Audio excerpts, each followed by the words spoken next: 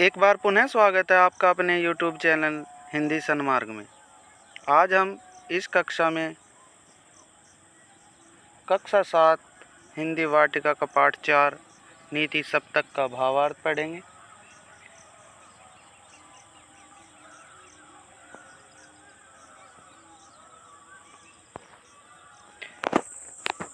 कृपया वीडियो को लाइक करें, शेयर करें तथा हमारे चैनल को सब्सक्राइब करें। भावार्थ जानने से पहले इस पाठ के कुछ शब्दार्थ देखते हैं, उनके अर्थों को जानते हैं ताकि भावार्थ अच्छी प्रकार से समझ में आ सके। जड़मति यानी मूर्ख, सुजान समझदार, सिल पत्थर, अपावन अपवित्र, सरस्वती यानी सरस्वती माँ, कंचन सोना। तो चलिए अब पाठ परिचय देखते हैं। पाठ 4 नीति सप्तक। पाठ परिचय। इस पाठ में कवि वृंद द्वारा रचित नीति के दोहे दिए गए हैं। इन दोहों में जीवन मूल्य निहित है।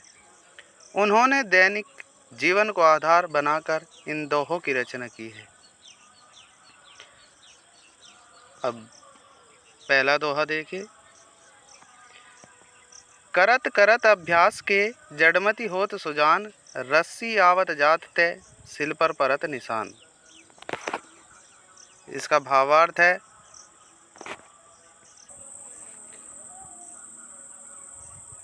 करत करत यानी बार बार अभ्यास करने से यानी निरंतर अभ्यास करने से जड़मति यानी मूर्ख व्यक्ति भी ज्ञानी बन जाता है।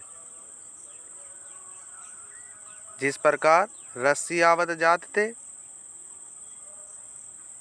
कुएं से पानी निकालने वाली कोमल रस्सी बार बार जगत यानी कुएं का ऊपरी सिरा पर रगड़ खाने से अपने निशान छोड़ देती है, उसी प्रकार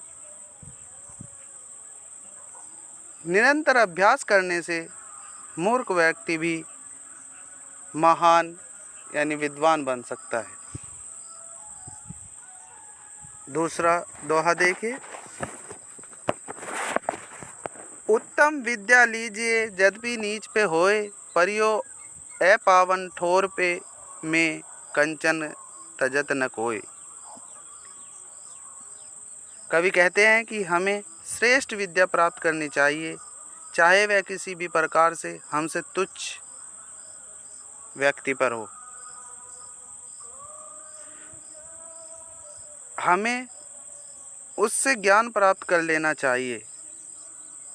जिस प्रकार परियो अपावन ठोर में यानी अपवित्र जगह में पड़ा हुआ कंचन तजत न कोई कोई सोना नहीं त्यागता, अर्थात उसे प्राप्त कर लेता है, उसी प्रकार उत्तम विद्या भी चाहे कहीं से मिले, अपने से तुच्छ यानी अपने से निम्न व्यक्ति हो, जो हमारे लायक विद्या है हमें वो प्राप्त कर लेनी चाहिए।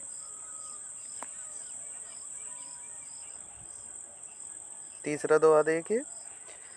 सरस्वती के भंडार की बड़ी अपूर्व बात, ज्यों ज्यों खर्चे त्यों त्यों बढ़े, बिन खर्चे घटी जात। कवि कहते हैं कि जो सरस्वती देवी का भंडार है, अर्थात ज्ञान विद्या रूपी धन, यह भंडार अपूर्व यानी अनोखा है। इस भंडार को, इस धन को हम जैसे जैसे खर्च करते हैं ये वैसे वैसे बढ़ता जाता है। बिन खर्चे घटी जात, अगर हम इस विद्या रूपी ज्ञान का प्रयोग न करें तो यह स्वतः ही समाप्त हो जाती है, अर्थात बिना खर्चा करने से यह घटती चली जाती है। अगला दोहा देखिए। अपनी पहुँच विचार के कर्तव्य करिए दौर, तेते पाँव पसारिए जैती लांबी सोर। कवि कहते हैं कि हमें अपनी सामर्थ्य के अनुसार ही कार्य करना चाहिए, किसी अन्य को देखकर हमें कार्य नहीं करना चाहिए, अर्थात किसी भी व्यक्ति की हिर्स नहीं करनी चाहिए। हमें उतने ही पैर पसारने चाहिए जितनी लंबी हमारी सोर है, अर्थात जितनी हमारी सामर्थ्य है हमें अपनी सामर्थ्य के अनुसार ही कार्य करना चाहिए। इस जीवन में जितने भी साधन पर्याप्त हैं हमें उनमें ही संतुष्टि रखनी चाहिए, नहीं तो लोक दिखावा हो जाता है और सभी व्यक्ति मजाक बनाते हैं और हंसी का पात्र बन जाते हैं। विद्या धन उधम बिना कहो जो पावे कौन, बिना डुलाए ना मिले जो पंखा का पौन। ये कक्षा आपको कैसी लग रही है? कृपया वीडियो को लाइक करें, शेयर करें तथा हमारे चैनल को सब्सक्राइब करें। तो इस दोहे का अर्थ देखिए कि विद्या वो श्रेष्ठ धन है। कवि कहते हैं कि विद्या धन सबसे उत्तम धन माना गया है, जिसे प्राप्त करने के लिए भरसक प्रयास करना पड़ता है, तभी विद्या रूपी धन प्राप्त होता है। इसे प्राप्त करने वाला ही इसका मोल जानता है। जिस प्रकार बिना पंखा हिलाए हमें हवा प्राप्त नहीं होती, ना ही पंखे का महत्व समझ में आता है, अर्थात फल प्राप्त करने के लिए हमें कर्म करना अवश्य होता है। अगला दोहा देखिए। मधुर वचन ते जात मिट, उत्तम जन अभिमान, तनिक सील जल सो मिटे, जैसे दूध उफान। कवि कहते हैं कि मधुर वचन द्वारा हम किसी के अभिमान को भी बदल सकते हैं, अर्थात नष्ट कर सकते हैं। जिस प्रकार दूध में उफान आने पर पानी की 2-4 बूंद ही उसको समाप्त कर देती है, उसी प्रकार क्रोधी व्यक्ति को शांत करने के लिए मीठे वचन बोलने चाहिए।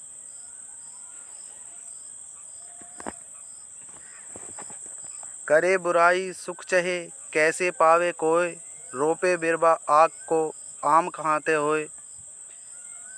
कवि वृंद कहते हैं कि अगर हम किसी के बारे में बुरा सोचते हैं या करते हैं तो हमें कभी भी सुख की प्राप्ति नहीं हो सकती।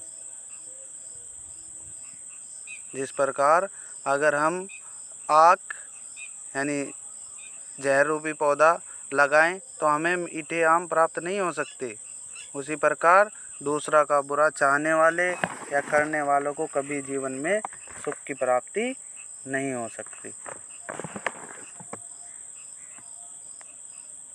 तो आपको ये कक्षा कैसी लगी? कृपया वीडियो को लाइक करें, शेयर करें तथा हमारे चैनल को सब्सक्राइब करें। आने वाली कक्षा में बहुत ही जल्द